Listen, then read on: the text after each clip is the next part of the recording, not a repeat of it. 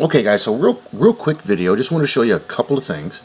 I'm not going to take away from Watchwoman65's video she did about this very article, but I wanted to bring this up and I'm going to show you some things in a little more detail. So this will be to supplement her video. Watch hers first, then come watch mine about this worm moon on Purim. Actually, something very unique is happening this year. Let's see. And then I got something really cool to show you. And I'm going to play with it and learn how to use it, and then I'll start doing some videos with this stuff in there. And that's thanks to Wackadoodle Samoan for pointing me to this. It's super, super cool. And it's real easy. Download it. It's free, and it's awesome to play with. So anyway, we're going to go on this article here. If you watch Watchwoman65's video, Breaking Israel News, supermoon to appear on Purim, then Passover, and omens signaling the imminent return of the Davidic dynasty. But it's not just the one moon or two moons. The whole year is like this. It's wicked. I'll link this article. You can watch her video. She has it linked too. So here's all the moons during the year of 2020, starting in January 10th out to December 29th. All this stuff will be linked. And I'll even link the program for the last thing I'm going to show you when we get there.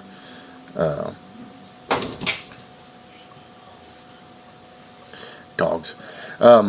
So we see January 10th, there's a wolf moon. February 9th, there was a snow moon. March 9th, there's the worm moon, supermoon. That's the one that's about to happen.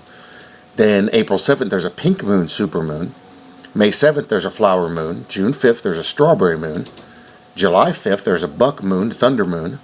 August 3rd, sturgeon moon. September 2nd, corn moon.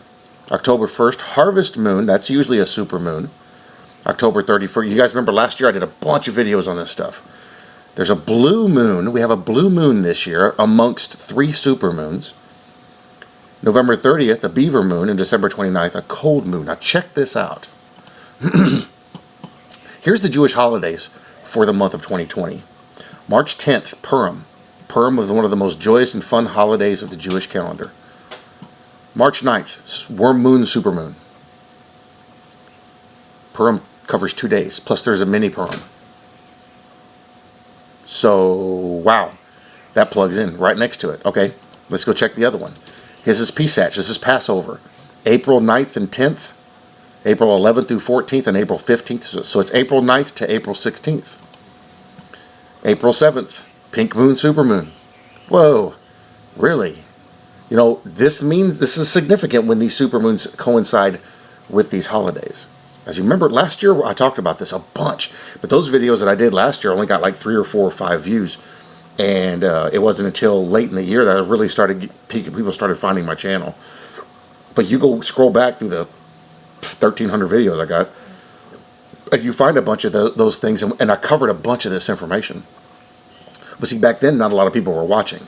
Now a bunch of people are watching. Okay, let's go look for the next one. Shavuot, May 29th and 30th. It's the Festival of Weeks. May 7th, we have a flower moon. Doesn't really coincide with that holiday. All right, we have Tisha B'Av, the 9th of Av. It's commemorating the destruction of the 2 temples. It's July 30th. July 5th, we have the buck moon and the thunder moon. Rosh Hashanah, September 19th and 20th. That's the new year. Now this time it's September 2nd. They're going to have a corn moon. September 19th and 20th, they usually are looking for they're looking for the new moon. So they'll see the sliver.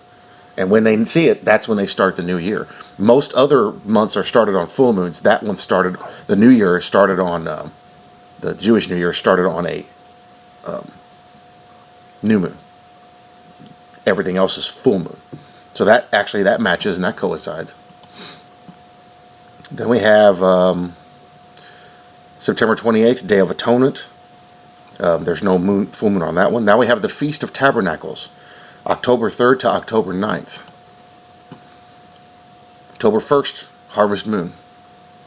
Now, see, last year the Harvest Moon coincided with there was something else it coincided with.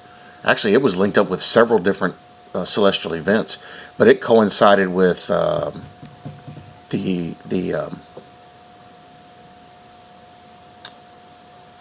it coincided with the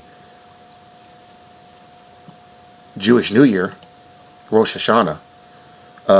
But at last year, that was right at the end of the year, beginning the last day of September, first day in October. So that was actually kind of cool how all that stuff lined up. What else? October 10th, October 11th, and then December. Okay, so we don't have a lot of alignments down here, but why are all these alignments up here? Because last year we didn't have that. We had a lot of stuff. We had a lot of the blood moons. But now we got all this happening here, and it's lining up with these holidays. Could we possibly be seeing a Purim rapture, Passover, the Antichrist being presented as the leader, taking it from Netanyahu,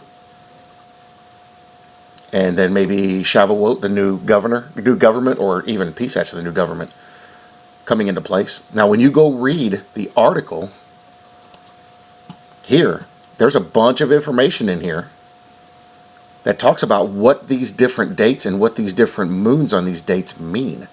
They even quote the Farmer's Almanac. And when you read through this and take this information, I got to go babysit. I don't have time to dig through it now. That's why I'm going to link everything so y'all can dig through this. When you look through this and look at all that this is saying here and what it's referring to, because there's a lot. There's Purim after Messiah, Purim and one time when enemies become friends. They're all drunk in the nighttime. Tomb of Esther and Mordecai. You know, we're getting ready to demolish the tomb of Esther and Mordecai. It's over in Iran.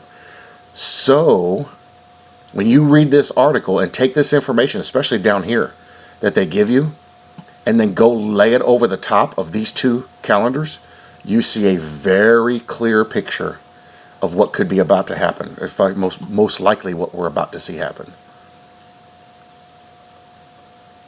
What it looks like, and I mentioned this to Lisa, what it looks like to me is we're going to see right here, Purim. We could be seeing a Purim rapture. Now, of course, we can't pick a specific day. It's possible because we don't know, but we could be seeing a Purim rapture, that time frame, and the Antichrist and the new government being lifted up in Passover, because that's what those holidays represent. Anyway, you look at it and you see what you think. I'm going to link this in the description so you guys can check it out. This kind of information is pretty cool because what it does is it gets you excited because of what you're seeing. But it seems like every year since about 2012, we've seen alignment after alignment after alignment. And it's not that the alignments are happening, it's that the alignments are growing together like this. In 2012, people thought the rapture was going to happen. But the alignments were spread out.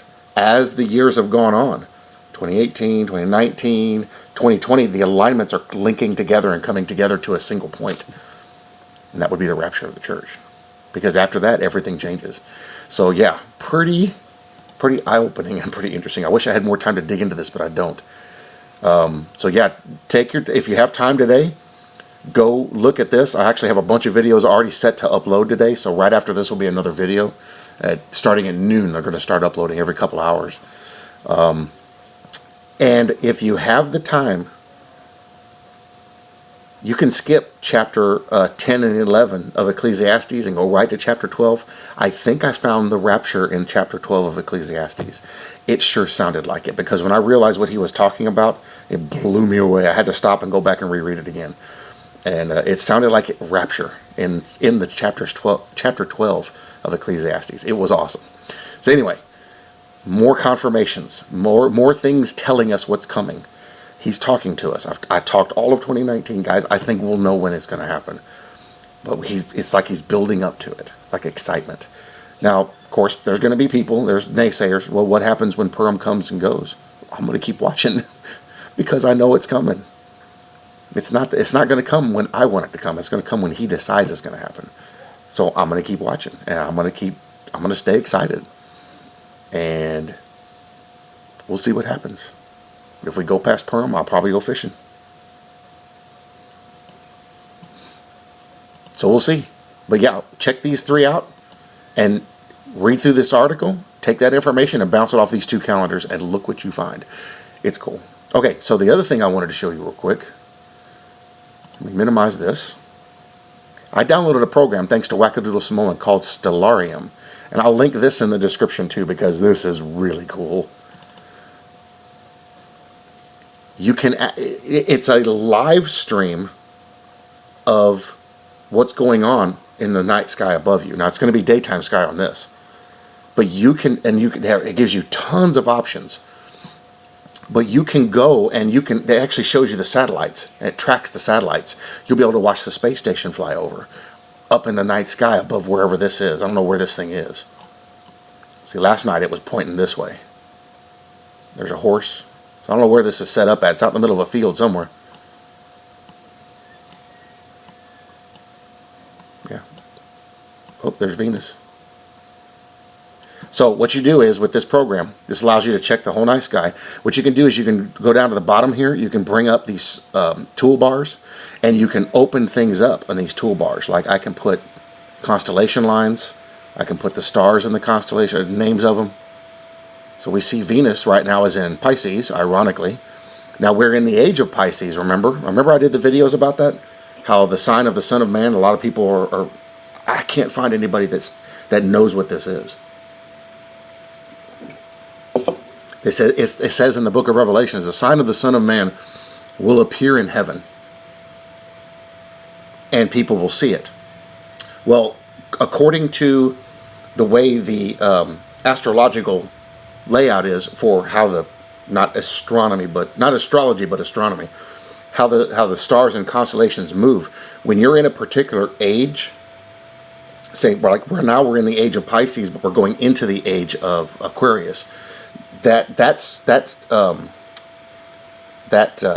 constellation isn't viewable because it's up when the sun is up. You can see it right here. This is right now. Venus is in Pisces right now. Kind of a confirmation that that's the sign of the Son of Man. Anyway, what I found is that the sign that's always been attributed to Jonah and Jesus is fish. With Jonah, it was one fish. They found this sign carved everywhere. And it's always been associated with Jonah. It's over 3,000 years old. When Jesus died and did that stuff, then they started finding carvings of 2 fish attached with a rope. That's exactly what Pisces is. 2 fish attached with a rope. And it's everywhere. Wherever you find an old ancient Christian church, you'll see this carved in the wall somewhere or in the floor. And they associated this with Jesus. And it's like one of those little known facts that people don't catch. Some of the stuff people have put forth about the sign of the Son of Man appearing in heaven doesn't make any sense. However, this does. And right now we're in the age of Pisces, which ironically started about the time Jesus was born. And we're going out of it now into Aquarius. We're moving into that age. So right now, celestially, Pisces is up when the sun is up. So if that's the case, and with what we're seeing now, and I'm going to play with this and learn how to use it so I can show you guys. But if what we're seeing now is about to happen, the tribulation is about to happen, well, we've got about another, 130 years left in the age of Pisces. Well, how does that coincide with what we're seeing now? How would they be able to see this sign?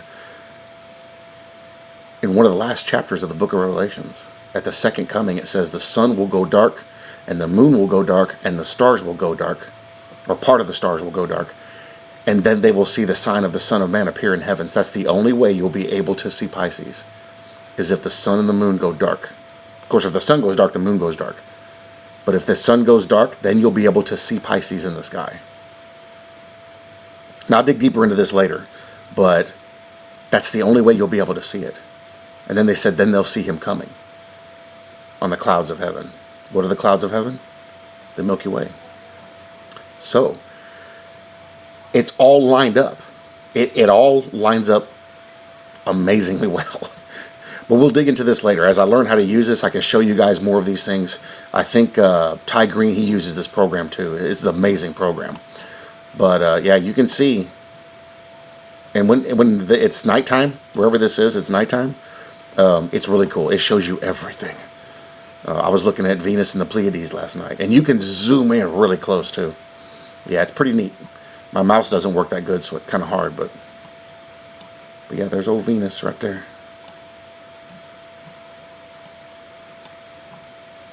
Still bright as all get out.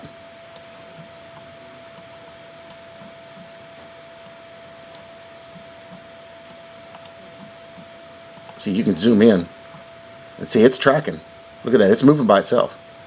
So it tracks the planets, it tracks everything according to its orbit. I don't know how this program works, don't ask me. But yeah, she's moving. I keep having to move the page down. So that's cool. That is very cool.